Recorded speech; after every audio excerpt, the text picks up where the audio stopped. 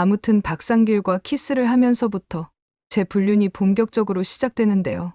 키스 이후 박상길과의 관계는 더욱 깊어졌고 일주일도 안 돼요. 성관계까지 하게 되었습니다. 솔직히 그때는 박상길과 했던 성관계가 정말 너무 좋았었습니다. 남편과 할 때는 매일 뻔하게 관계를 했기에 오르가즘을 잘 느끼지 못하는 편이었는데 그 사람과 할 때는 너무 쉽게 오르가즘을 느껴 저도 깜짝 놀랐네요. 설거지할 때, 운전할 때 듣는 고품격 토크쇼 서른톡 TV에 오신 걸 환영합니다.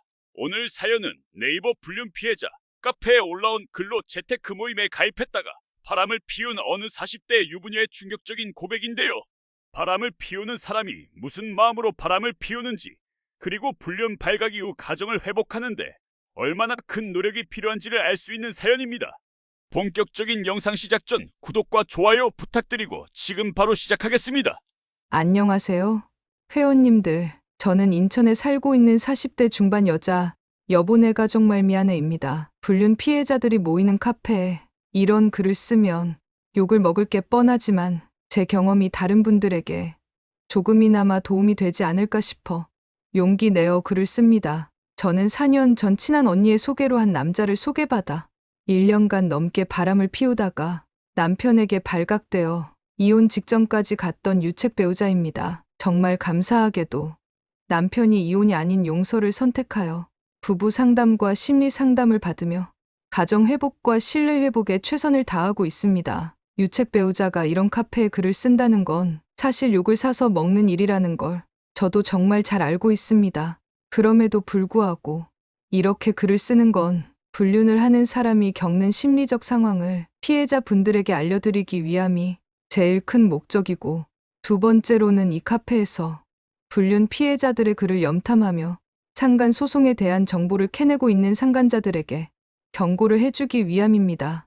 마지막으로 세 번째 이유는 제 인생 최대의 흑역사를 스스로 기록하며 제가 얼마나 바보 같은 짓을 했는지 다시 한번 떠올리기 위함입니다. 제 바보 같은 이야기를 읽으시며 비웃으시고 욕하시는 것도 좋습니다. 다만 거기서 끝내지는 마시고 부디 천천히 읽어보시어 피해자분들은 외도하는 배우자가 어떤 마음인지, 그리고 외도를 저지르고 계신 분은 자신이 얼마나 바보 같은 짓을 하고 있는지 한 번쯤 생각해 보셨으면 좋겠습니다. 4년 전 저는 초등학생 남매를 키우고 있는 평범한 전업주부였습니다.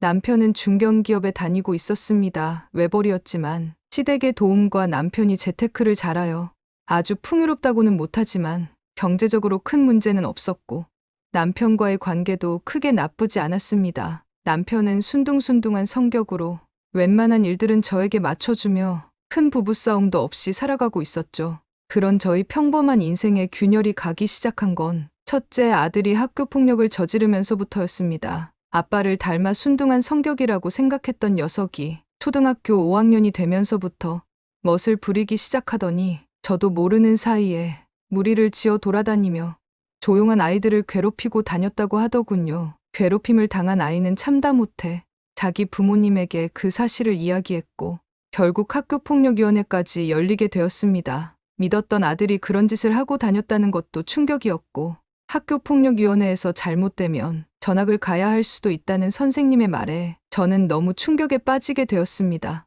이 사실을 남편에게 이야기를 했지만 하필이면 그때 남편은 승진이 걸린 중요한 프로젝트를 맡게 되어 거의 매일 야근을 하고 있는 상황이었어서 도무지 대화를 할 수 있는 상황이 아니었습니다. 작년에도 승진에 실패해서 초조한 남편의 마음을 알기에 아이의 학교폭력 관련 대처는 오로지 저 혼자 해결하게 되었는데요.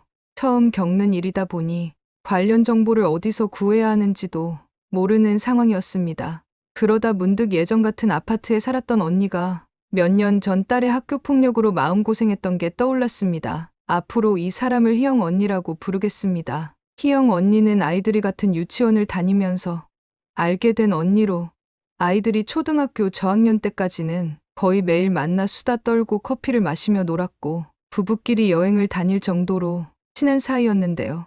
언니가 구로 쪽으로 이사를 가게 되면서 거의 2년 동안 만나지 못한 상황이었습니다. 한동안 연락이 없다가 문제가 생기니까 다시 연락하는 게 좀 마음에 걸렸지만 그때 당시에는 마음이 너무 조급했기에 염치불구하고 연락을 했죠.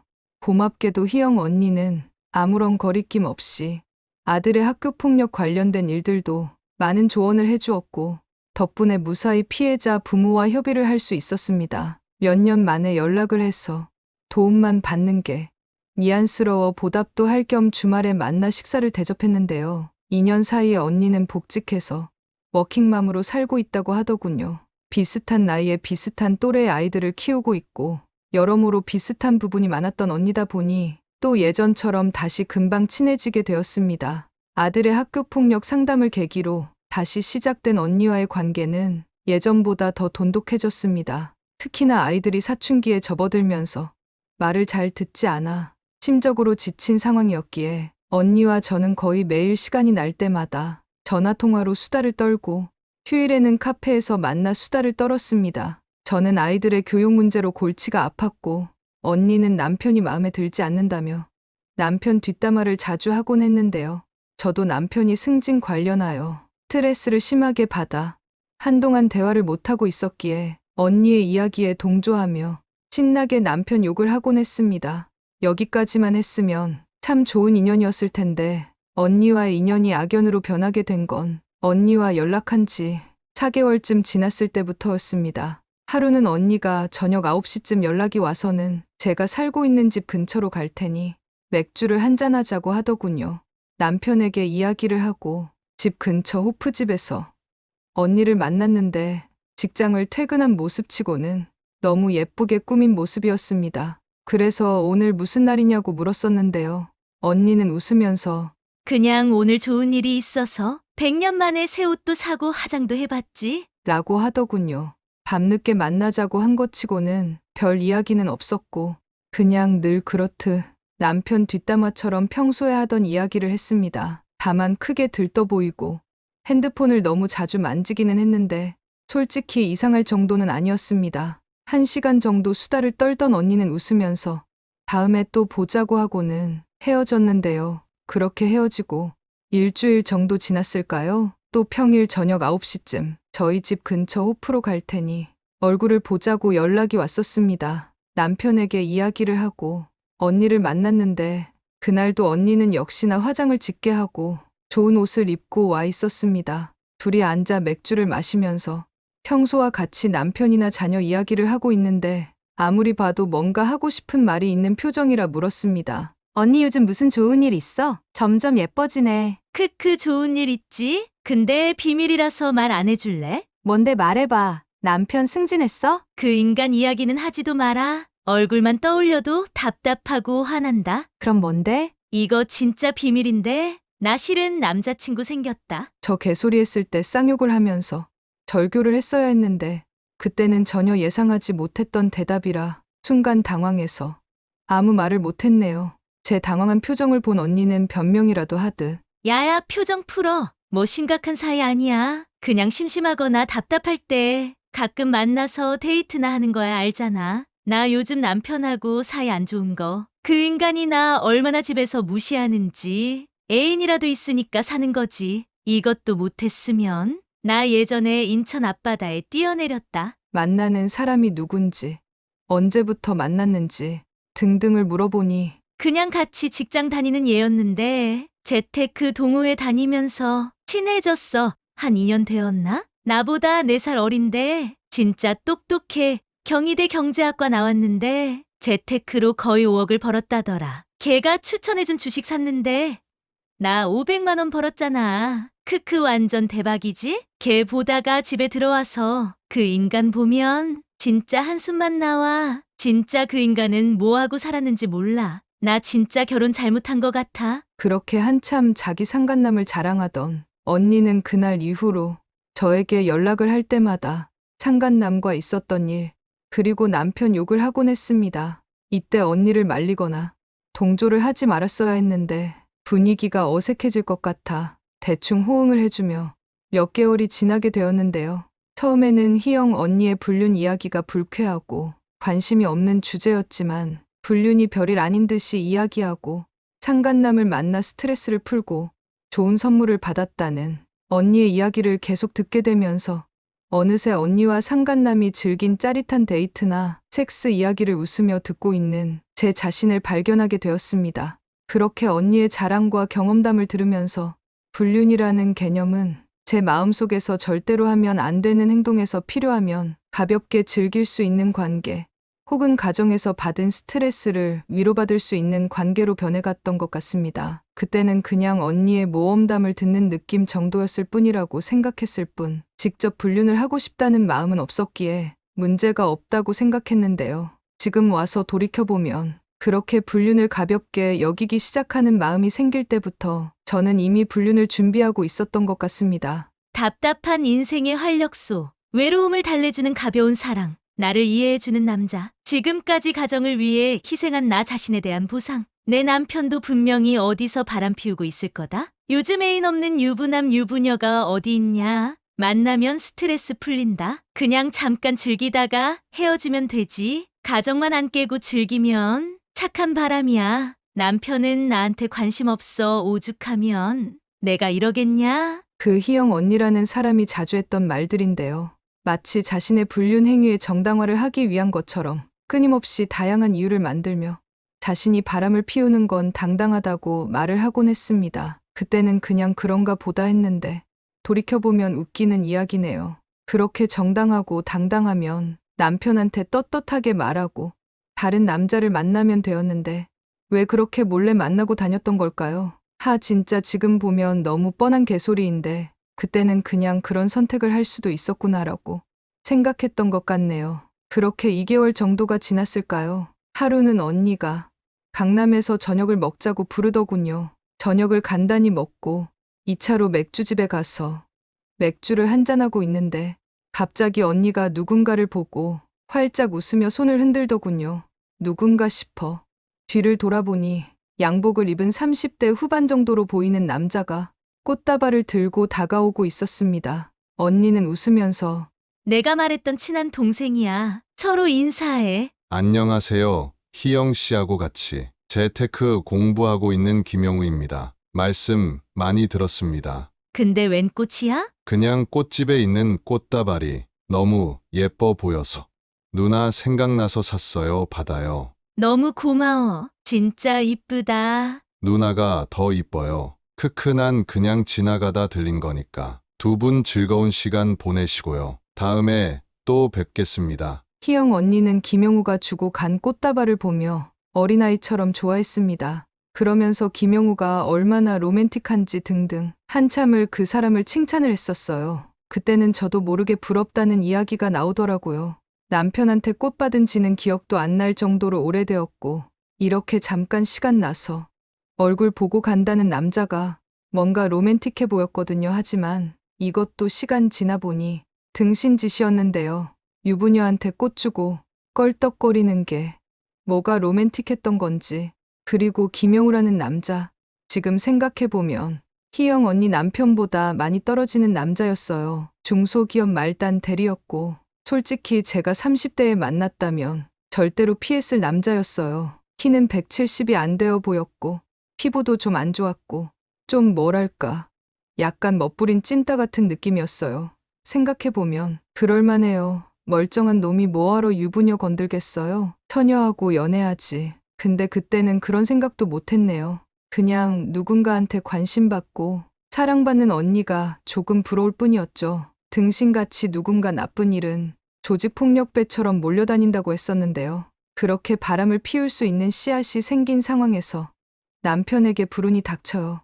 몇 달간 준비했던 프로젝트를 끝냈는데 진급에서 누락이 되었기 때문인데요. 거기에 남편이 투자했던 주식도 하한가를 크게 맞으면서 집안 분위기는 완전히 엉망이 되었고 거기에 더해서 애들도 사춘기가 시작되며 저희 가족은 큰 위기를 맞이하게 되었습니다. 남편은 의기소침해졌고 아이들은 계속해서 사고를 치고 있었죠. 지금 와서 생각해보면 20년 가까이 살면서 딱 한 번 찾아왔던 위기였을 뿐인데 그때는 왜 그랬는지 너무 많은 스트레스를 받았었고 남편에게 화도 많이 냈었네요. 돌아보면 남편이 가장 스트레스를 많이 받았을 거고 애들 반항하는 건 사춘기에서 자연스럽게 보이는 모습이었을 뿐인데 지금 돌이켜보면 미안한 마음뿐입니다. 스트레스를 받으면서 희영 언니에게 하소연하는 일들도 점점 많아졌어요. 남편 욕, 애들 욕. 그때는 그렇게 욕을 하고 나면 뭔가 해소되는 느낌이었는데요.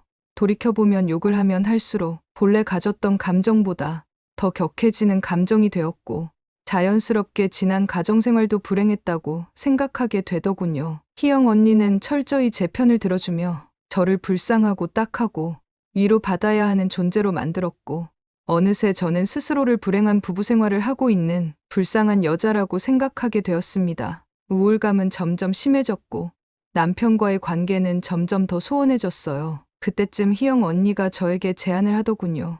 나 다니는 재테크 수업 같이 들어볼래? 수업도 듣고 사람들도 만나서 맥주 한잔하면서 수다 좀 떨고 나면 기분이 좋아질 거야. 솔직히 그 언니하고 상간남이 거기서 바람이 났다는 걸 알고 있었기에 그 재테크 수업이 어떤 분위기인지는 예상이 가기는 했어요. 하지만 이 스트레스를 어디선가 풀고 싶다는 생각이 들었기에 언니처럼 바람은 안 피우더라도 그냥 나가서 사람들하고 떠들고 오면 좋겠다는 생각을 했죠.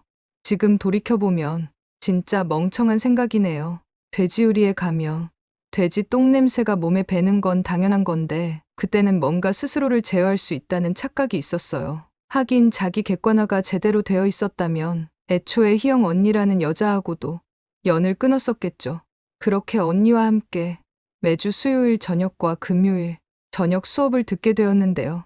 아니나 다를까 수업은 1시간 정도 하고 나머지는 친목 도모 및 서로의 재테크 정보를 교환한다는 명목하에 회원들과 전부 저녁을 함께 먹으며 수다를 떨더군요.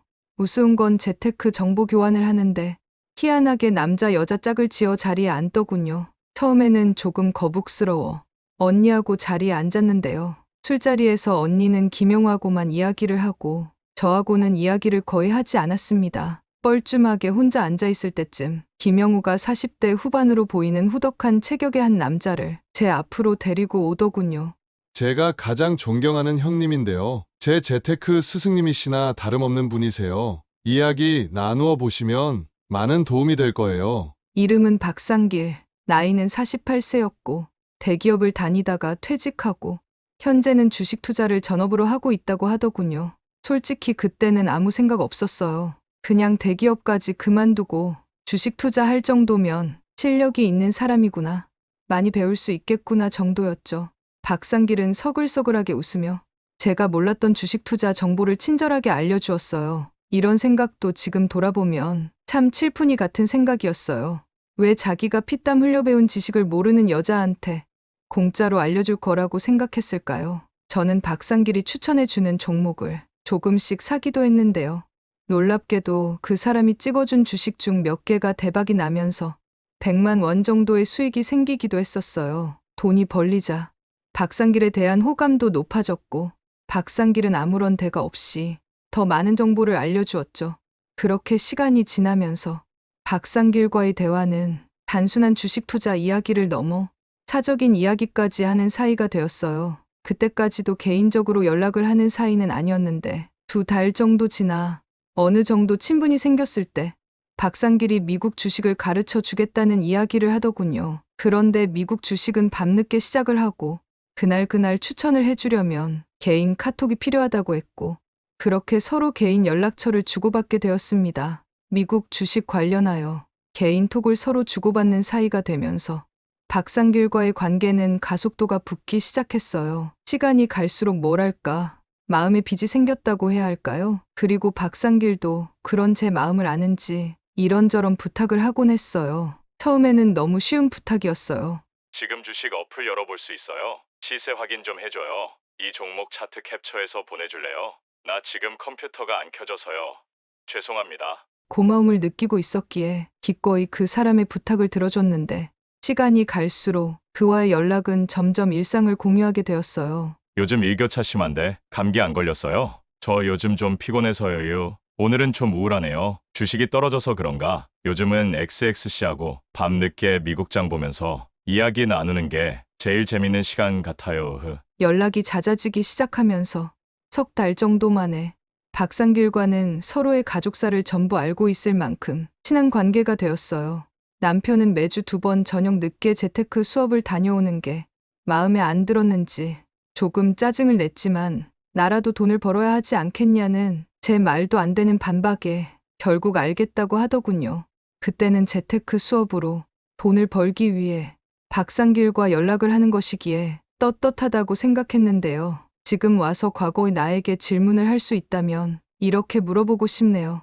그렇게 떳떳한데 왜 박상길과 나눈 카톡 대화를 지웠니? 시간이 갈수록 박상길과의 개인적인 연락은 점점 늘어났고 좋은 주식 투자 수업을 같이 듣자는 명목으로 둘이 만나는 경우도 많아지기 시작했어요. 그때 처음으로 박상길이 운전하는 차를 타봤는데요. BMW더군요. 솔직히 멋있어 보였습니다. 자유롭게 시간을 쓰면서 돈도 많이 버는 것 같은 모습에 조금씩 끌리기 시작하더군요. 그렇게 개인적인 만남이 계속되던 어느 날 결국 그날이 왔어요. 미국 주식이 크게 폭락을 하면서 박상길이 투자했던 종목이 큰 손해를 보게 되었는데요. 돈 잃어서 위로 좀 해달라는 그의 요구에 저녁을 같이 먹게 되었어요. 둘이 술을 마시면서 살아오면서 힘들었던 일들을 이야기하며 서로 위로를 해줬는데요. 박상길은 이혼을 한 상태였고 일주일에 한 번 아이들을 보는 게 너무 마음이 아프다고 이야기를 했고 저도 남편하고 아이들한테 쌓인 스트레스가 많다 보니 저도 모르게 울면서 이야기를 하고 있더군요. 그렇게 한참을 이야기하다 보니 술도 많이 마시게 되었고 정신을 차려보니 박상길하고 키스를 하고 있었습니다. 제발 돌아보니 진짜 제가 미친년이네요.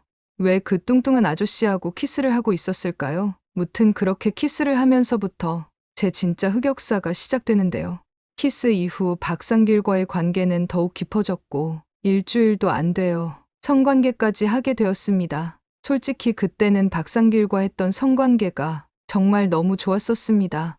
남편과 할 때는 매일 뻔하게 관계를 했기에 오르가즘을 잘 느끼지 못하는 편이었는데 그 사람과 할 때는 너무 쉽게 오르가즘을 느껴 저도 깜짝 놀랐네요. 그래서 우리가 속궁합이 잘 맞는 거구나라고 생각했었는데요. 이것도 돌아보니 그냥 감정적으로 이 사람한테 의지를 하게 되었고 십몇 년 만에 다른 남자하고 섹스를 하니까 더 흥분했던 것 같네요.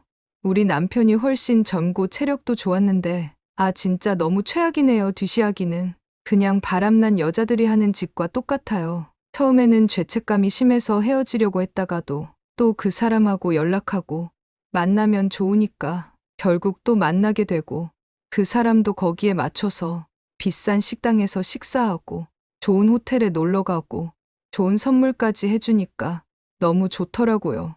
다시 사랑받는 기분이었다고 해야 하나요? 집에서는 잘해봐야 치킨이나 먹는데 이 사람을 만나면 공주 대접을 해줬으니까요.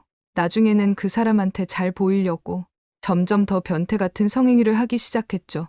야한 속옷을 사고 성인 기구를 사고 처음 해보는 체위를 해보고 그때는 그런 성행위가 정말 말도 못하게 짜릿하고 좋았어요. 돌이켜보면 그냥 몰래 바람을 피운다는 것에 더 쾌감을 느꼈던 것 같네요. 만남이 잦아지면서 남편에게 둘러댈 알리바이가 필요했어요. 그때 희영 언니가 선뜻 손을 내밀어 주었어요. 저희는 서로의 남편에게 같이 있다는 증거를 보여주며 남편을 속이며 그렇게 더 깊은 나락으로 빠져갔어요. 돌아보면 제가 불륜을 시작했을 때 가장 기뻐했던 게 희영 언니 그 미친년이었네요. 뭐랄까 동료가 생겼다고 좋아하는 느낌이었어요. 불륜이 깊어지면서 남편도 점점 보기 싫어졌는데요. 희영 언니와 박상길에게 남편 욕을 할 때마다 둘은 철저하게 제 편을 들어주고 동조하며 한 번도 만나본 적 없는 남편을 쓰레기 중에 쓰레기로 만들어 주더군요. 그런 짓을 할 때마다 뭐랄까 죄책감이 사라지는 기분이었어요. 제일 쓰레기 같은 짓을 하면서 남편을 쓰레기라고 이야기하고 다니다니 참 글을 쓰면서도 너무 쪽팔려서 눈물이 납니다. 무튼 그렇게 서로 알리바이를 만들어주며 박상길과 불륜을 한 지 1년이 조금 넘게 되면서 저는 점점 더 미친년이 되어갔어요. 처음에는 집안 스트레스를 박상길과 만나서 풀고 가정에는 더 잘하면 된다라는 말도 안 되는 자기 위로를 했었는데 시간이 갈수록 결국 가정에는 소홀해지더군요.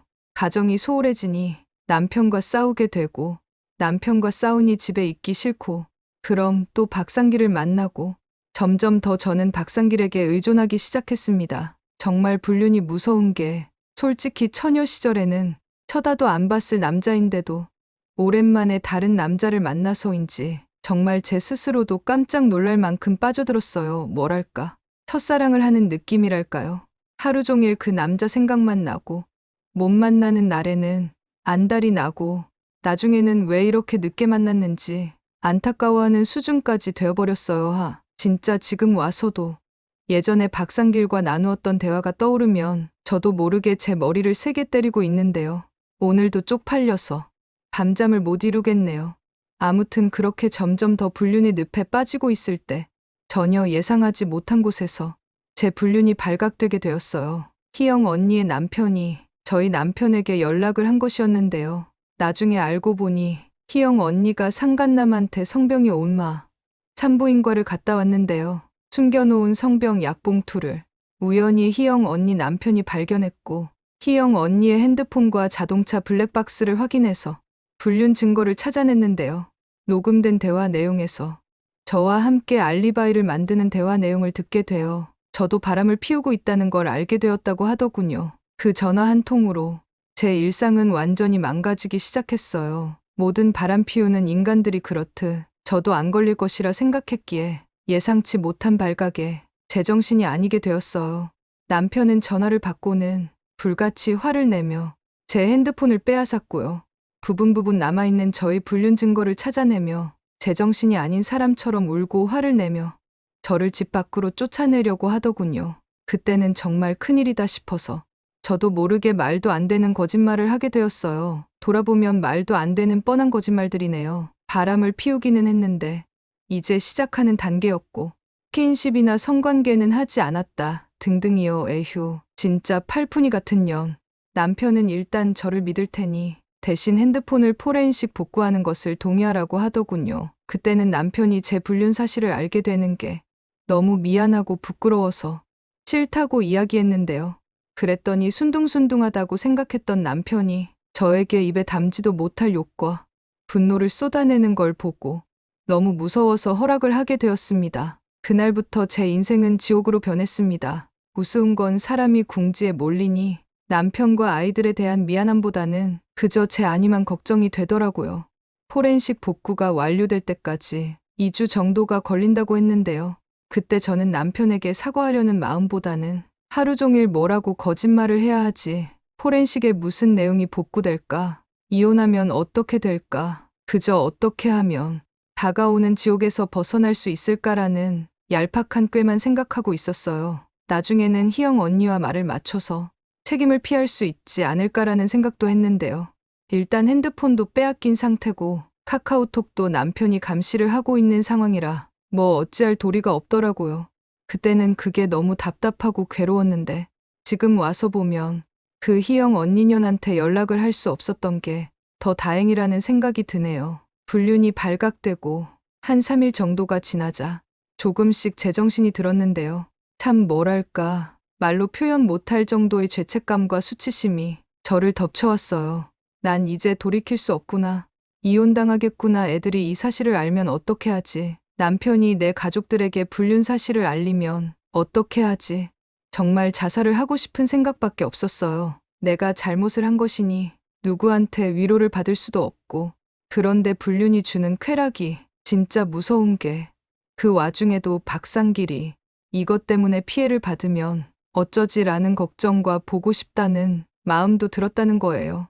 나중에 심리치료사가 말하길 극단적인 스트레스 상황에 닥치면 이를 회피하고 싶은 마음이 생기는데 바람 피운 사람들은 상간자가 자신의 스트레스를 막아줄 수 있는 존재라고 착각을 한다고 하더군요. 아, 진짜 글 쓰면서도 너무 쪽팔리네요. 아무튼 저는 극심한 죄책감과 수치심을 버티지 못하고 또다시 흑역사를 하나 쓰게 되는데요. 그게 뭐냐면 유서를 쓰고 가출을 해버립니다. 솔직히 그때는 진짜로 죽고 싶다는 생각이 한 50% 정도가 있었던 것 같습니다. 그 정도로 불륜이 적발되었을 때 겪는 죄책감과 수치심이 대단했어요. 방귀 낀 년이 성낸다고 죽고 싶은 건 남편이었을 텐데 왜 제가 유서를 쓰고 가출을 했었을까요? 더 쪽팔린 건 그 가출이 겨우 4시간 만에 끝났다는 점이에요. 차키를 빼앗겨서 지갑만 들고 나갔는데요. 남편은 제가 가출을 했다는 사실을 알자마자 모든 신용카드와 통장을 정지시키더군요. 돈 없는 아줌마가 뭐 하겠어요. 그냥 공원에서 혼자 앉아 쳐울다가 다시 집에 들어왔죠. 집에 돌아오니 남편이 반차를 내고 집에 와 있었는데요. 진짜 말하기도 창피하지만 그때는 솔직히 남편이 제 걱정을 해주지 않을까라는 기대를 했었어요. 그런데 불륜적발 이후 남편은 제가 알던 남편이 아니었어요. 병스 같은 놈아, 쳐 죽을 거면 네 죗값 받고 죽어. 그 전에 멋대로 쳐 죽으면 네가 사랑하는 그 상간남 새끼 무슨 짓을 해서라도 찾아낸 다음 손톱깎이로 모가지를 또각또각 잘라 죽일 거야. 그 새끼 살리고 싶으면 내가 합당한 처벌을 줄 때까지 그냥 가만히 집에 처박혀 있어라. 사람 피곤하게 하지 말고. 착한 사람이 눈 돌아가면 무섭다고 하더니 진짜더라고요. 아직도 순둥순둥한 남편이 그런 말을 했다는 게 정말 믿기지 않아요. 그때 태어나서 처음으로 살기라는 게 뭔지 느꼈고요. 어설프게 행동했다가는 정말 애들 아빠가 큰일을 저지를 것 같아서 납작 엎드리고 사죄를 하고 조용히 기다리게 되었어요. 보통은 바람난 여자들이 불륜이 걸리면 남편 탓하면서 뻔뻔하게 나간다는데 저는 남편이 너무 무서워서 그냥 울면서 사과만 했네요. 그렇게 집안에 처박혀서 이러지도 저러지도 못하는 상황이 계속되니 그제서야 제가 뭘 해야 하는지 보이더라고요. 그렇게 저는 포렌식 복구 자료가 도착하기 전에 남편에게 제가 저지른 모든 잘못을 솔직하게 이야기를 하고 사죄를 했습니다. 사실 성관계를 어떻게 했는지, 얼마나 했는지는 수치심 때문에 축소해서 이야기를 하려고 했는데요. 무서운 남편 앞에서 이야기를 하다 보니 저도 모르게 모든 걸 이야기하게 되었어요. 남편은 말하더군요. 네가 먼저 자백을 했으니까 네 인생 박살내려고 했던 건 일단 참는다. 대신 오늘 말한 내용 전부 진술서에 쓰고 앞으로 박상길한테 상간소송 걸 때 네가 가지고 있는 증거 전부 나한테 넘겨. 희영 인연 남편이 가지고 있는 증거하고 크로스 체크해서 하나라도 다른 부분 있으면 그때는 정말로 다 죽는 거야. 그리고 내가 너 뭐하고 다니는지 다 알고 있으니까 어설프게 희영 노이나 상길이 새끼한테 연락할 생각하지 마라. 그렇게 시간이 지나 포렌식 복구가 되었는데요. 카톡은 대부분 삭제가 되었지만 주고받은 전화 녹음이나 같이 찍은 사진이나 동영상은 거의 다 복구가 되었어요. 남편은 제 앞에서 나온 증거를 하나씩 틀어주며 언제 무엇을 했는지 일일이 자백을 받았어요. 박상길과 나눈 대화 녹음을 남편과 함께 들을 때 그 자괴감과 수치심은 지금도 잊혀지지가 않네요. 사람 마음이 간사한 게 그 자괴감과 수치심이 너무 크니까 이혼하고 싶다라는 마음이 커지고 무엇보다 일을 이렇게 크게 만들어야 하나라는 생각이 들면서 남편에 대한 원망이 생기더라고요. 그래서 바람난 사람들이 도리어 이혼 불사를 외치거나 남편 탓을 하는 것 같네요. 저는 그때 남편이 너무 무서워서 그냥 조용히 자백만 했네요. 그리고 핸드폰이 돌아왔을 때 박상길과 희영 언니에게 많은 연락과 문자가 와 있었는데요. 그건 나중에 전부 상간 재판에서 증거로 활용되었습니다. 이후 남편은 박상길을 찾아가 난리를 치고 상간 소송을 걸었는데요. 상간 소송을 걸면서 박상길이 집 주소를 보고 깜짝 놀랐어요. 주식 투자를 잘해서 돈을 잘 버는 줄 알았는데 사는 곳은 강동에 있는 한 오피스텔이더라고요. 심지어 월세를 살고 있었습니다. 아니, 자기 집도 없이 BMW를 타니는 남자한테 속았다는 게 정말 큰 충격이었습니다. 하긴 그런 인간이니까 유부녀 꼬시고 다녔겠죠. 거기에 넘어간 저도 참 등신입니다. 그렇게 상간 소송이 시작되고 결과가 나올 때까지 약 4개월이 걸렸는데요. 남편은 박상길과 희영 언니가 저에게 연락할 것을 대비하여 기존에 쓰던 핸드폰은 압수하고 문자와 전화통화만 되는 옛날 핸드폰을 줬어요. 그리고 경제권도 전부 빼앗아서 한 달에 10만 원 정도만 용돈을 줬고요. 생활비는 전부 남편이 입금을 해서 저는 말 그대로 허수아비가 되었어요. 그런데 불륜이 참 무서운 게 그렇게 인생이 나락을 가고 있는데도 박상길이 너무 보고 싶어서 예전 동호회 사람에게 몰래 연락을 해서 박상길의 연락처를 받아 제가 먼저 연락을 했다는 거예요. 그런데 박상길의 태도는 정말 너무나 달라져 있었어요. 그 사랑한다던 사람은 어디 가고 아니 바보같이 왜 모든 걸 인정하고 자백한 거야? 진짜 깝깝하다. 왜 이렇게 사람이 바보같이 살아? 이건 진짜 회원님들 열받으실 만한 이야기인데요. 저는 그때 정말 제정신이 아니었어서 멀쩡한 가정 꾸리고 살던 여자 꼬셔서 이혼 직전까지 가게 만들어 놓고 상간 소송 당하니까 원망하는 상간남한테 화가 난 게 아니고 이렇게 일을 크게 만든 남편한테 화가 많이 났었어요. 그때는 스스로 잡다한 이유를 갖다 붙였는데 돌이켜보니 그냥 상간남을 못 만나게 되니 화가 났던 것 같네요. 그런 말도 안 되는 심리 상태 때문에 상간 소송이 시작되고 4개월 정도까지 잘못은 제가 해놓고 남편에게 도리어 쌀쌀맞게 대했네요. 심지어 박상길이 불쌍하다는 생각까지 들어서 상간소송 취하해 주면 안 되냐고 물어봤다가 진짜 눈물 콧물 쏙 빠지게 욕먹은 적도 있었네요. 우리 남편 어떻게 참았나 몰라요. 상간소송 결과는 위자료 2천만 원이 나왔어요. 가정 파괴할 뻔한 행동치고는 너무 적은 위자료였는데요. 그 와중에 주식부자 박상길은 그걸 낼 돈이 없다며 분할로 지급하면 안 되겠냐는 요구를 하기도 했네요. 상간소가 진행되면서 불륜 관계는 남편에 의해서 완전히 정리가 되었어요. 누군가 불륜은 대출이라고 이야기를 하던데요. 그 말이 정말이더라고요. 외도가 발각되어 더 이상 박상길을 못 만나게 되자 여태까지 끌어다 쓴 쾌락의 여파가 이자가 붙어 다가왔어요. 만나고 싶은 박상길은 더 이상 연락이 안 되고 집에서는 죄인으로 살고 정말 살고 싶지가 않더라고요. 그렇게 거의 4개월을 혼자 폐인처럼 지냈어요. 남편은 처음에는 저에게 이런저런 말을 걸었었는데 그런 것들이 결국 싸움으로 번지게 되자 결국 필요한 말을 제외하고는 아무런 말을 걸지 않더라고요. 그렇게 불륜이 적발되고 8개월 정도가 지날 때쯤 제정신이 돌아왔다고 해야 하나요? 내가 왜 이러고 있지라는 생각이 들더군요. 그제서야 꾀죄죄하게 학교를 다니고 있는 아이들과 살이 15kg 나빠져 수척해진 남편이 눈에 들어왔어요. 미안한 마음이 들어 아이들을 챙기기 시작하고 남편의 눈치를 보며 이런저런 말을 걸기 시작했는데요. 남편은 이미 저에 대한 모든 기대를 내려놓았는지 냉정한 말투로 건성건성 대답을 할 뿐이었죠. 그런데 여기서도 문제는 미안함은 가지고 있었지만 저는 아직도 박상길에 대한 사랑을 아쉬워하고 있었어요. 남편이 부부 상담을 가자고 해도 심드렁하게 굴었고 그렇게 냉전이 계속되던 어느 날 결국 등신 같은 제 행동을 참지 못한 남편이 화를 내며 말했어요. 그동안 사랑은 없어도 의리로 참아주고 기다렸는데 아직도 상간남 생각하는 꼴 보니까 더 이상 못 참겠다. 그냥 이혼해 줄 테니까 박상길하고 재혼을 하든 마음대로 해. 그래, 내가 죽일 년이지 알겠어. 그동안 걸레 같은 여자 데리고 사느라 고생 많았네. 당신 뜻대로 이혼해 줄게. 그렇게 이혼을 하기로 이야기하고 남편이 나가버린 안방에 혼자 앉아 한참을 울었는데요. 문득 이제 수능 준비를 해야 하는 아이들에게 이혼이 얼마나 충격을 받을지 생각을 하니 또 이혼이 망설여지더라고요. 결국 남편에게 다시 부탁을 해서 부부 상담을 받게 되었습니다. 여기서 또 흑역사를 만드는데요.